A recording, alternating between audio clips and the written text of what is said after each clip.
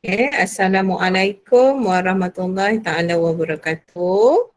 Okay, hari ni kita akan masuk untuk set yang ketiga, masih dalam modul intervensi SPM 2021. Okay, so ini senarai nama dan jawapan yang kena hantar kat teacher. Okay, untuk motivasi hari ni, okay, daripada gambar ni, tak gambar apa ni? Slip pretzel. Yes, strip pretzel SPM. Okay, situ ada grade-grade. Okay, grade-grade tu apa pilihan kamu? So, pilihan tu semuanya terletak pada pada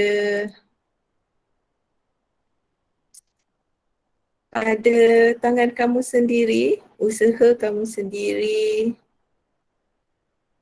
Apa yang kamu nak capai. Maksudnya hidup ni kuncinya kat sini. Kamu yang akan tentukan hidup sendiri. Dan setelah kita berusaha, kita letaklah segala kita punya usaha itu, kita punya takdir kita tu kepada Allah Ta'ala.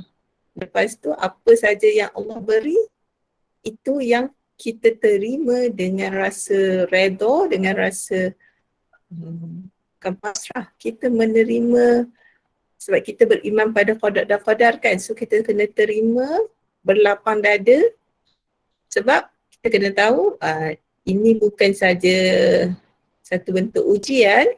Maksudnya hidup kita pun memang ujian.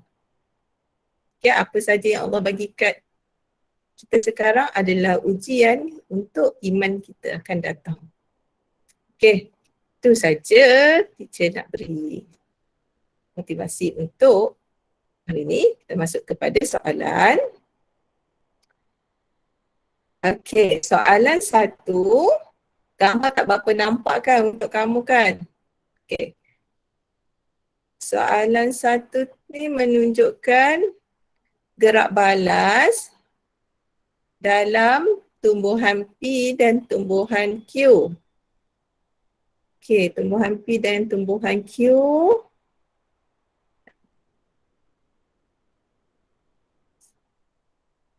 Teacher takut teacher tertinggal.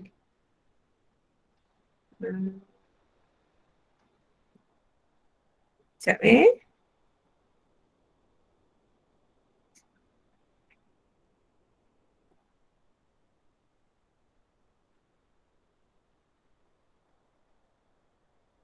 Okay. Namakan jenis gerak balas. Okay, dia nak tentang gerak balas yang ditunjukkan oleh tumbuhan P dan tumbuhan Q. So tumbuhan P ni kita tahu pokok Mimosa pudica ataupun pokok dedalu. Manakala tumbuhan Q ni dia nak menunjukkan pokok tu memanjat.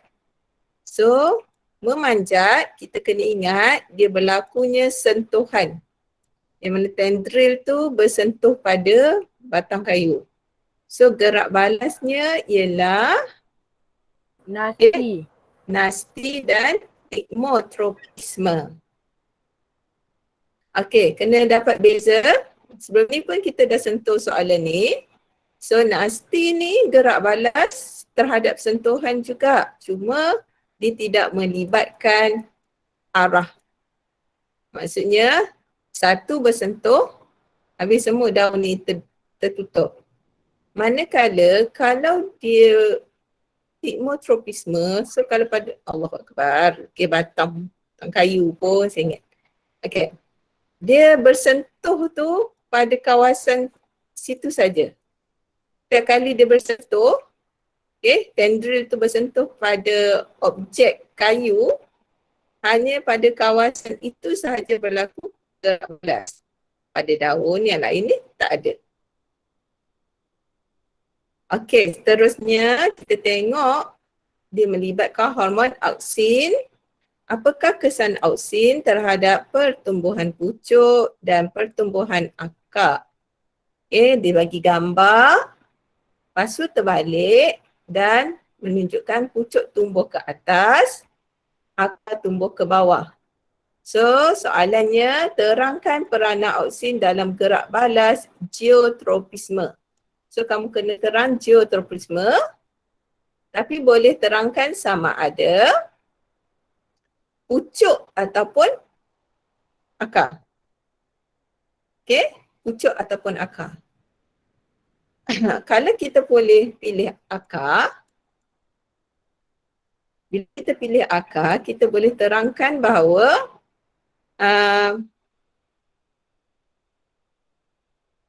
macam mana? Akar tu dia apabila mempunyai kepekatan. Okey. Sekejap. Saya lukis macam ni. Ni kalau ni bahagian akar, auksin akan terkumpul di bahagian bawah. Perkataan auksin antara bahagian atas ni dengan bahagian bawah ni tak sama. So kenapa auksin terkumpul lebih pekat di bahagian bawah? Okey. Sebab graviti. Geotropisme positif. Okey, geotropisme positif, betul. Bila graviti terlibat kat sini, auksin di bahagian bawah, auksin ni akan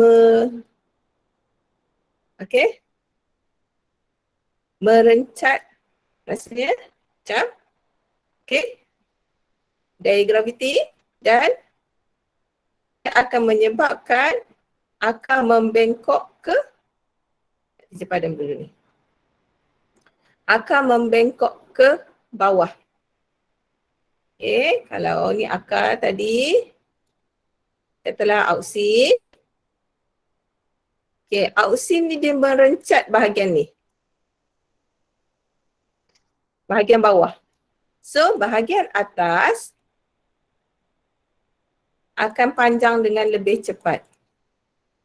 Itu yang menyebabkan bahagian akar membengkok ke bawah. So, mana-mana susunan point tu diterima. So, yang pertama melibatkan auksin terkumpul disebabkan apa? Okey? Itu point dia. Auksin terkumpul disebabkan apa? Yang kedua, kalau kamu nyatakan dulu, akar menunjukkan gerak balas geotropisme positif. Okey, ni point dia. Akar membengkok ke bawah ataupun akar tumbuh ke arah graviti pun betul. Okey, yang point keempat ni nak menunjukkan merencat kepekatan auksin yang tinggi di bahagian bawah, merencat pertumbuhan bahagian bawah ni.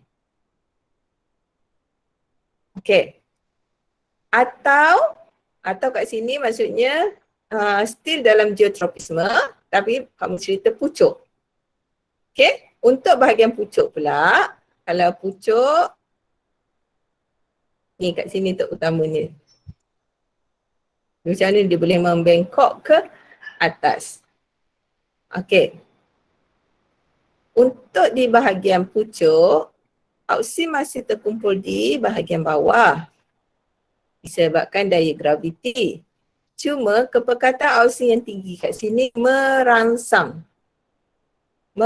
sel yang bawah untuk tumbuh lebih cepat. Bila dia tumbuh lebih cepat menyebabkan dia akan membengkok ke atas. Okay? Teacher, Ya. auksin tu apa? Auksin tu apa? Auksin ni hormon, dah tak ingat dia.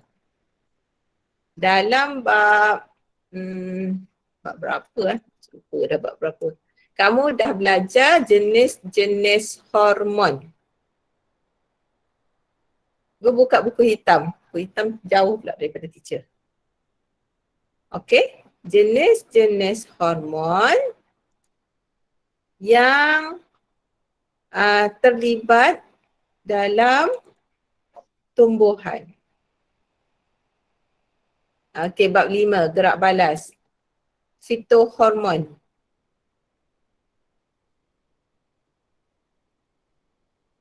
Nak kena nak tengok balik ke?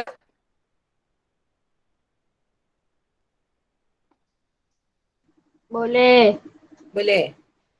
Boleh.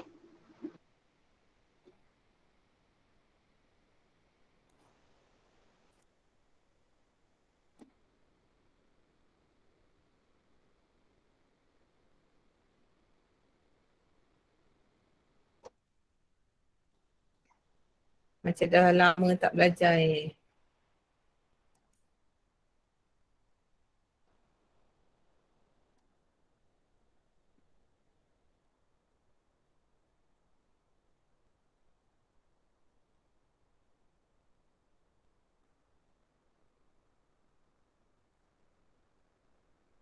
Okey, fitohormon.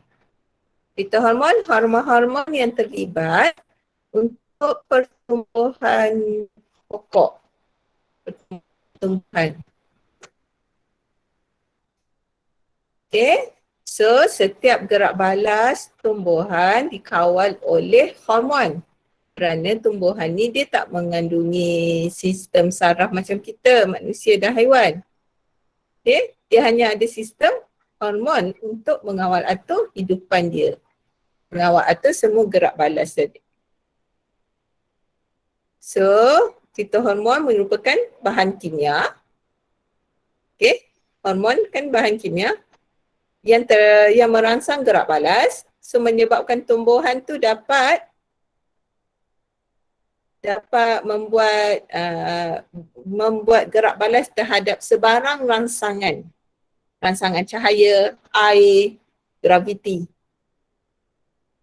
So hormon itu ataupun fitohormon bermaksud hormon tumbuhan, dihasilkan oleh organ tumbuhan tertentu. Organ tumbuhan means bahagian daun ke, bahagian akar ke, bahagian ni. Hormon kan protein. So protein dihasilkan oleh ribosom yang terdapat dalam sel tumbuhan. So hormon itu diangkut ke pucuk ataupun batang melalui flower. Okay. So kita tengok pada jenis-jenis fitohormon. Yang pertama auksin. Okay. Auksin dia merangsang percambahan akar adventitus keratan batang.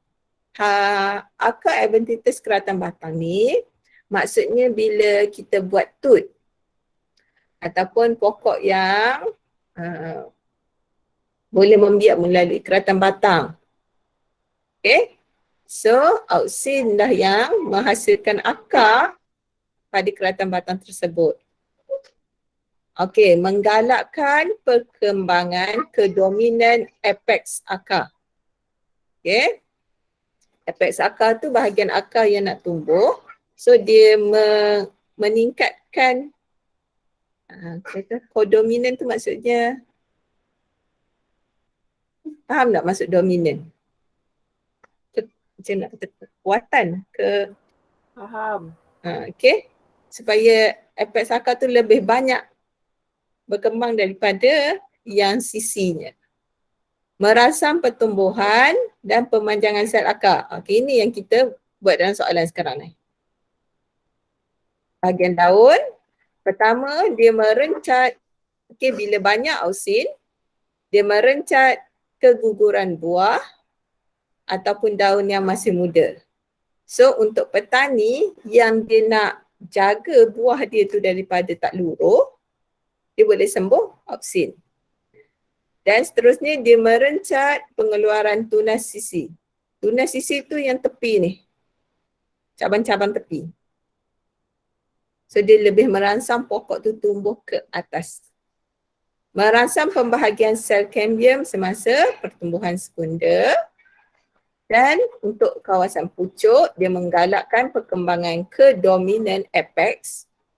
Okay. sebab dia merencat pertunasan sisi, so dia menggalakkanlah kedominan untuk pucuk tu tumbuh ke atas, hilanglah.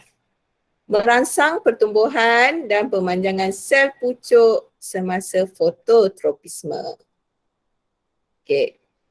So, yang kamu belajar gerak balas, fototropisme dan geotropisme, so melibatkan auksin kat sini. Okay, seterusnya gibberellin. Okay, untuk yang ni, dia mungkin nampak banyak dan macam mana nak ingat kan.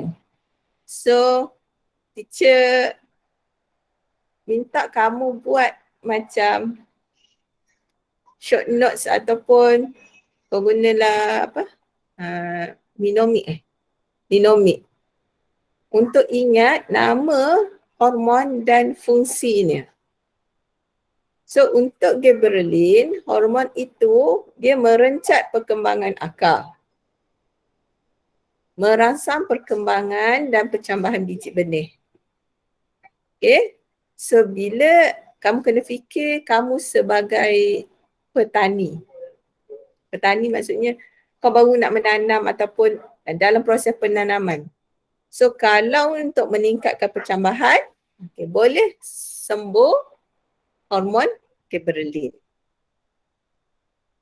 Okay, kalau orang yang tanam pokok musim-musim PKP ni kan, banyaklah belajar tentang tumbuhan ni. Kenapa pokoknya terbantut. Okay. So kalau gibberellin juga menggalakkan pembahagian dan pemanjangan sel batang, merangsang perkembangan daun, buah dan bunga. So kalau tanam pokok mangga tak berbuah, terbantut je boleh sembuh gibberellin. Menyebabkan pertumbuhan batang berbunga pada tumbuhan kerdil. Ni termasuklah kalau kita tanam pokok yang hybrid. Kita pokok mangga hybrid dah rendah pun dah berbuah dan berbunga. Okey, yang ketiga sitokinin. Sitokinin dia merangsang percambahan biji benih.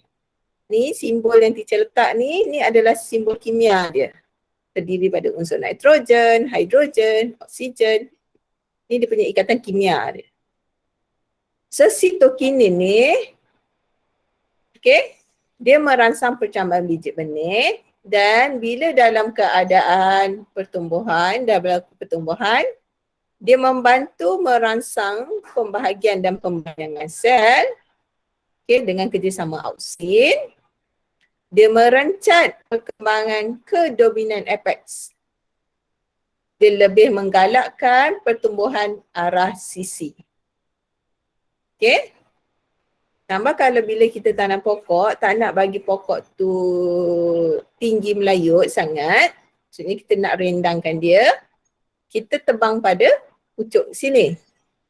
Bila kita tebang pada pucuk sini, kita banyak hormon auksin yang pada bahagian tu banyak dah tak ada. So, gibberellin, sitokinin pada kawasan sisi lebih banyak. So pokok tu tumbuh banyak cabang ke arah tepi. Dia jadi lebih rendang.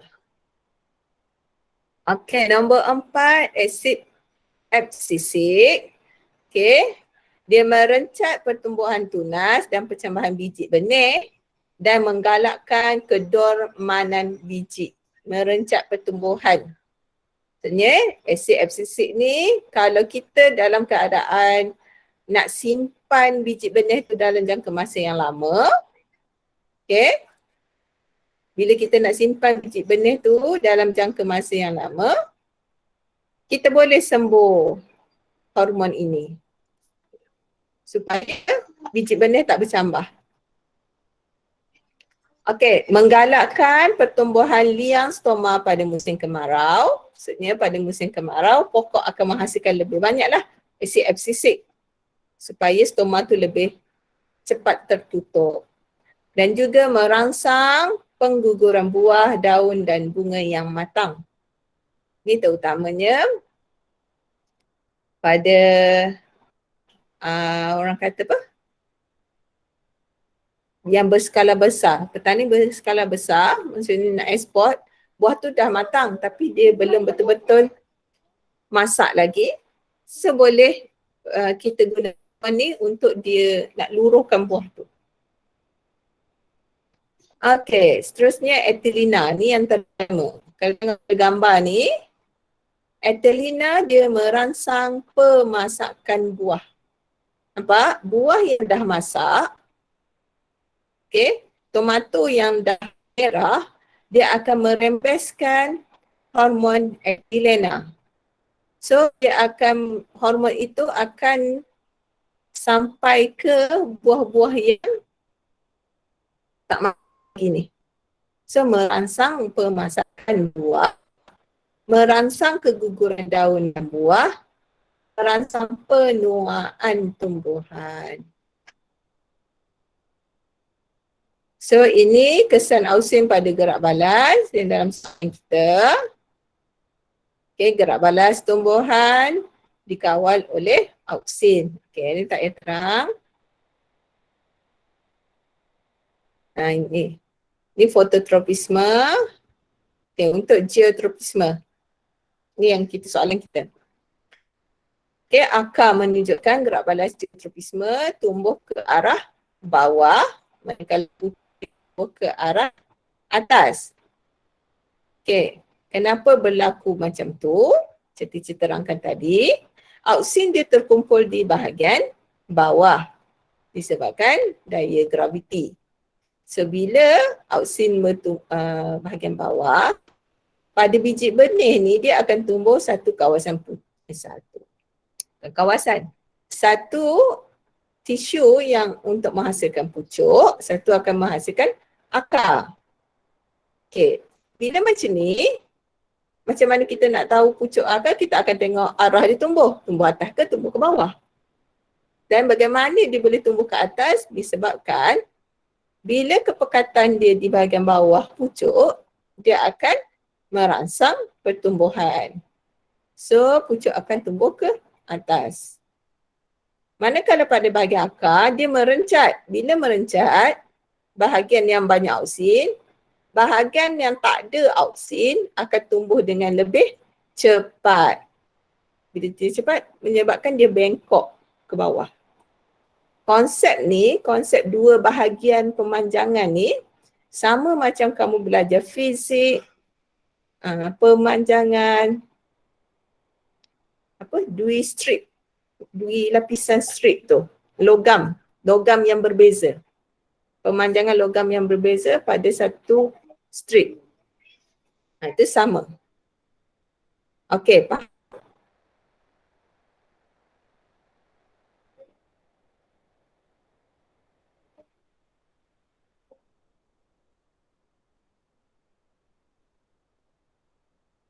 Boleh anak-anak muridku?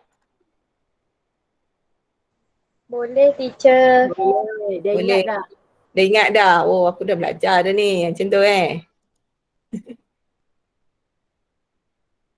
Okey. So kita tengok C. Maklumat menunjukkan satu jenis fitohormon. Okey. Merangsang pemasakan buah, merangsang penuaan tumbuhan. Namakan fitohormon tersebut. Yang paling glamour untuk pemasakan buah adalah etilena. Okey. Soalan 2. Teacher, kalau typo salah Kau je apa Azlina? Hormon Azlina. Saya tak tahu lah, saya confused, saya ejek tanah teacher. Saya bila jawab ni salah. Etilena tu sama macam etilena dalam kimia tu. Dia sama je, dia benda yang sama. Kan kamu belajar etilena kan? Etilena dalam kumpulan alkena kan? Etil. Dia sama je. Betul Memang kan? itu bahannya. Okay. So kita tengok soalan 2. Soalan 2 ni nak menunjukkan sebahagian sistem limfa. Sistem limfa ni dikatakan pelengkap pada sistem peredaran darah. So namakan bendalai X. Mana X? Okey, X ni adalah kawasan ni yang dibesarkan. Cecair di dalam salur limfa adalah bendalai X. Apa nama dia?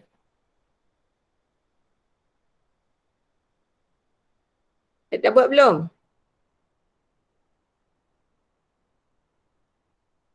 Belum. Nama dia bendalai limfa lah. Okay? Ingat tak konsep limfa ni? So kita nak tengok bagaimana bendalai X terbentuk. Okay, bendalai X terbentuk. Ni nampak anak panah yang hitam ni kat sini. Kita nak tengok bagaimana bendalai X tu terbentuk di sini ni. Anak panah tu. Okay. Konsepnya ialah, okay, bila aliran darah yang membawa segala nutrien tu sampai ke kawasan kapilari, okay, kita nampak diameter salur atrial ni adalah lebih besar daripada kapilari.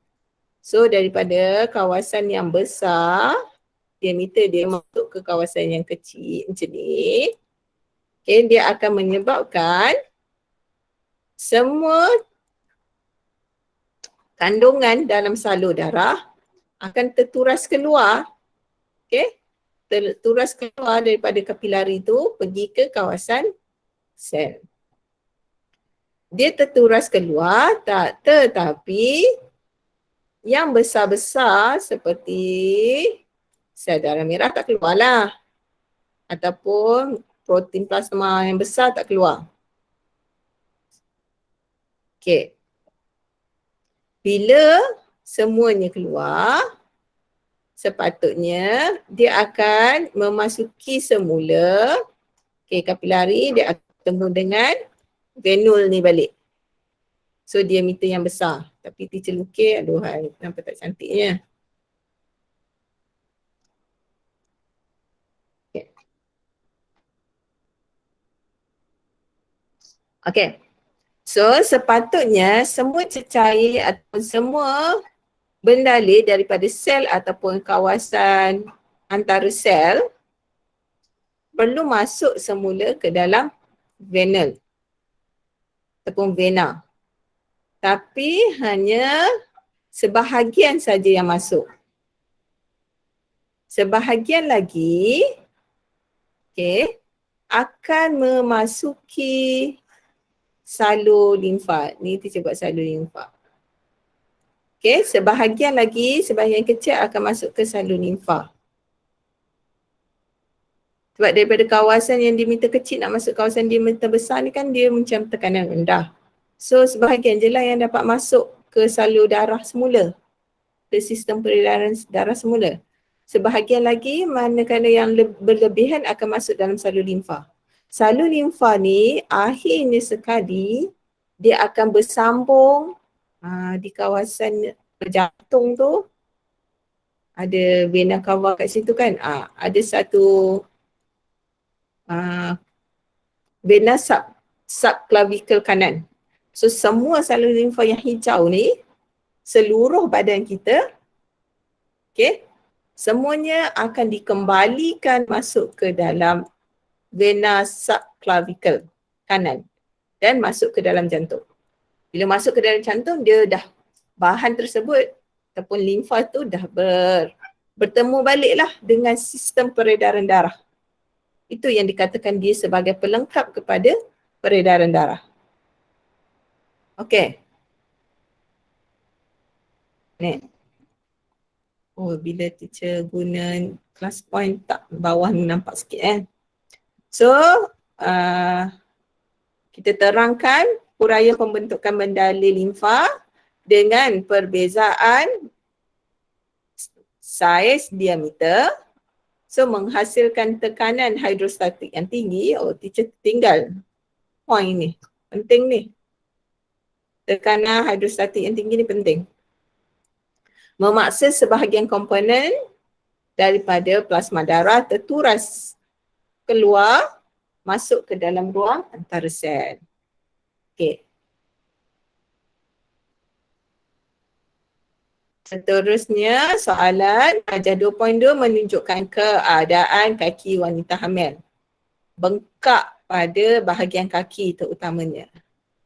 Okey, namakan keadaan ini. Keadaan ini dinamakan edema. Okey? Ataupun selain daripada wanita hamil,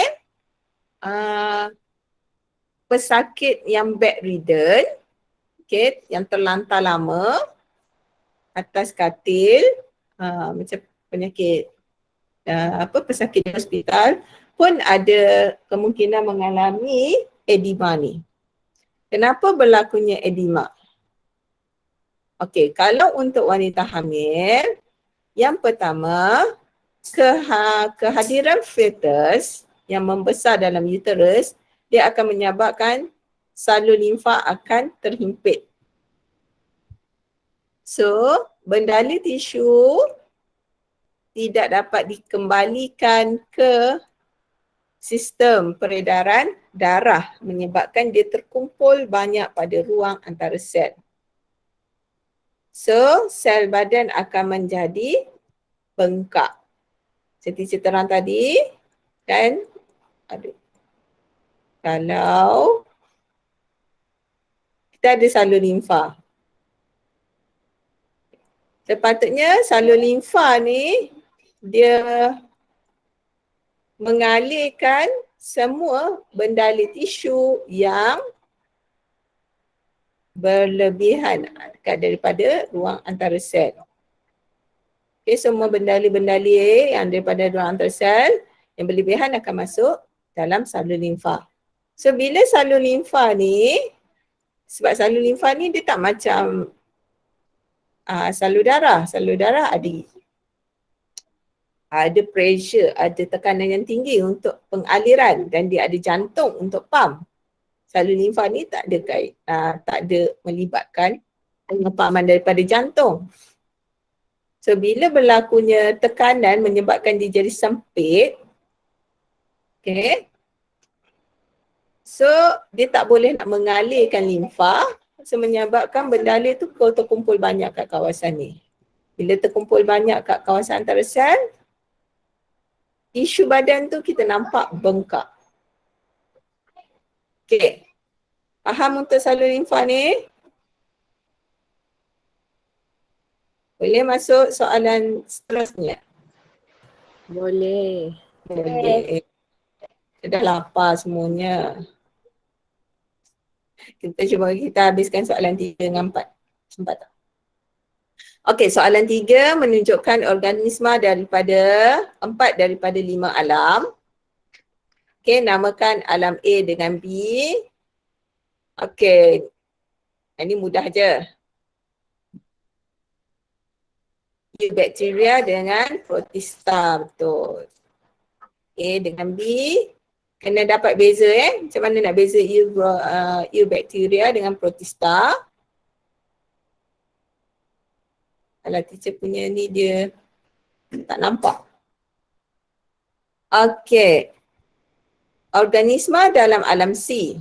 C ni melibatkan alam fungi. Okey, alam fungi tidak dikategorikan sebagai alam tumbuhan kerana tidak berupaya menghasilkan makanan sendiri. Terangkan jenis nutrisi organisma alam C. Okey, alam C adalah fungi. Jenis nutrisi dalam alam C ialah nanti kita check balik Oh ni adalah saprotroph. Okey, saprofit, saprotisme. Okey, di mana dia tidak menghasilkan makanan sendiri tapi dia menyerap nutrien daripada menyerap nutrien pun boleh, mencerna organisma pun boleh, organisma yang mati. So kulat, kulat yang tumbuh pada roti, Roti apa? Roti yang berkulat tu, itu adalah tergolong dalam alam C. So dia mempunyai struktur hifa. Hifa tu dia punya jaringan-jaringan tu. So setiap hifa tu dia membebaskan enzim di mana boleh mencernakan organisma yang mati. So bila dua markah kat sini, kamu terangkan pertama saprofit ataupun memanglah kena terangkan saprofit sebab dia suruh namakan kan. Terangkan jenis saprofit tu apa? Cukup untuk kamu kata saprofit tu dia mendapatkan nutrien daripada organisma mati. Itu yang cukup 2 markah. Okey. Amalan negatif mengguna masalah kesihatan penduduk. Terangkan satu penyakit yang boleh disebabkan amalan ini. So gambar menunjukkan tong sampah dan sampah yang bersepah. Pengurusan sampah. Okey. So apa penyakit yang boleh disebabkan dengan amalan pengurusan sampah? Okey, bila jawapan kat sini tak boleh nak terima lah makanan tercemar. Sebab ni pengurusan sampah, ni bukan makanan yang tercemar. Walaupun secara kita faham secara umumnya bila banyak sampah dia berkesan kan. Tapi tak boleh kat sini Ni ayat ni salah. Menyebabkan cerit-birit dan muntah berair. Ta'un. Muntah berair mesti tak pernah dengar je. Okey. Ta'un yang tepat adalah korela. Tapi ta'un pun diterima. Okey. Bagaimana penyakit tu berpunca daripada amalan ini? Okey. Disebabkan oleh bakteria Vibrio cholera. Okey. Kalau tak ingat poin yang ini tak apa. Kamu boleh cakap bakteria yang terhasil tercemar daripada sampah akan diangkut oleh lalat kerana lalat merupakan vektor. So barulah vektor tu, lalat tu memindahkan bakteria kepada makanan. Ini yang tak ada. Teacher faham poin ini. Kat sini tak tepat lah, kena terangkan lebih sikit. Okay, kalau tambah pendedahan makanan yang tercemar daripada lalat, lalat tu bawa bakteria daripada sampah. Okay, baru dapat jawapan.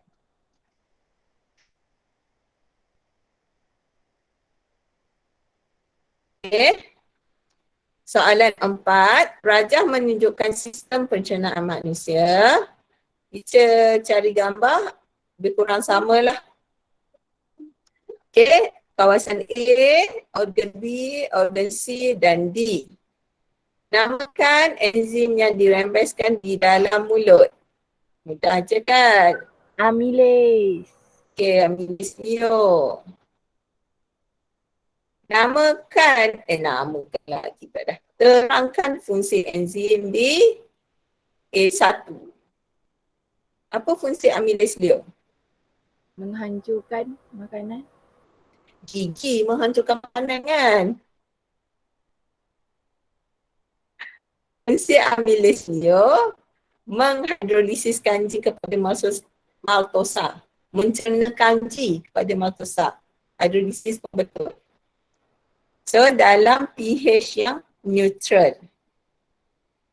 Soalan B1, namakan organ C. Senang sangat. Pancreas. Ni soalan level menengah rendah je ni. Jadi saja kata 2 pula. Okey, terangkan seorang lelaki menghadapi kanser dan organ C perlu dibuang. Terangkan kesan kepada proses pencernaan makanan bergoreng. So, kita nampak ada protein dan lemak kat sini. C tadi apa? Pancreas kan? So kena ingatlah fungsi pancreas. Apa fungsi pancreas? Merembeskan enzim apa? Jus pancreas. Jus pancreas tu mengandungi enzim lipase, amylase pancreas dengan apa lagi satu? Trypsin. Okay, 3 enzim ni. So, bila soalan negatif, kat sini dibuang, maksudnya tiadalah jus pankreas tu. Bila pankreas tak adalah jus pankreas. Bila tak ada jus, tak adalah enzim. So, bila tak ada enzim, tak berlakulah pencernaan. Pencernaan apa yang terlibat? Berbalik semula kepada enzim mana yang terlibat. Okay, apabila pankreas dibuang, tiada rembesan jus pankreas ke duodenum. Atau tiada enzim dirembeskan. So, pencernaan protein yang terdapat dalam ayam goreng menjadi tidak lengkap, tidak berlaku pencernaan. Apa yang tidak berlaku itu ialah polipeptida tidak dapat dihidrolisis kepada peptida. Penggunaan perkataan hidrolisis kamu boleh tukar kepada dicerna. Okey, lipid juga yang terdapat dalam minyak goreng, ayam goreng ataupun lemak tu kan. Okay, lipid juga pencernaannya jadi tidak lengkap kerana tidak dapat dihidrolisis kepada asid lemak dan gliserol. Ini contoh soalan negatif.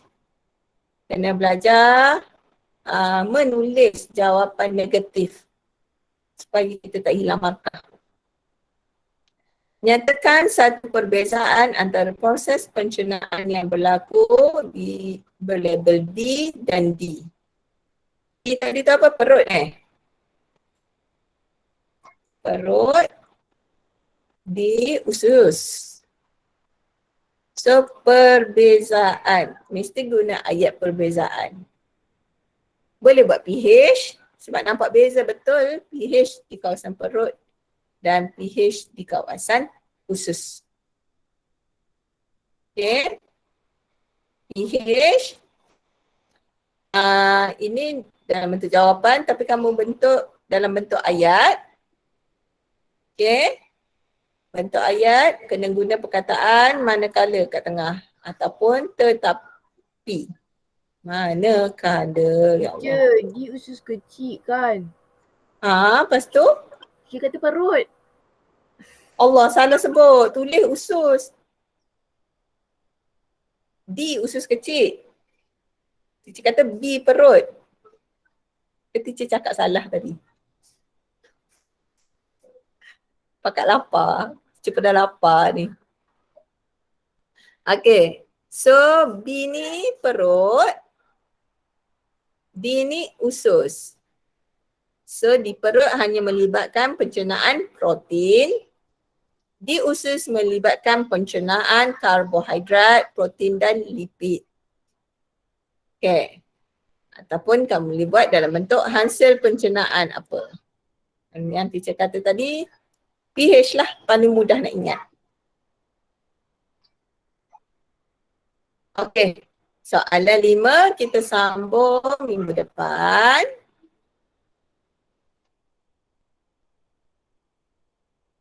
Okay. So far ada soalan? Tak ada. Tak ada. Apa ya? Okay.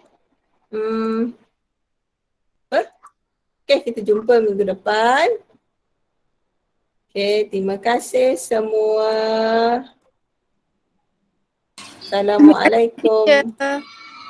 Sama-sama. Teacher. Terima kasih, teacher.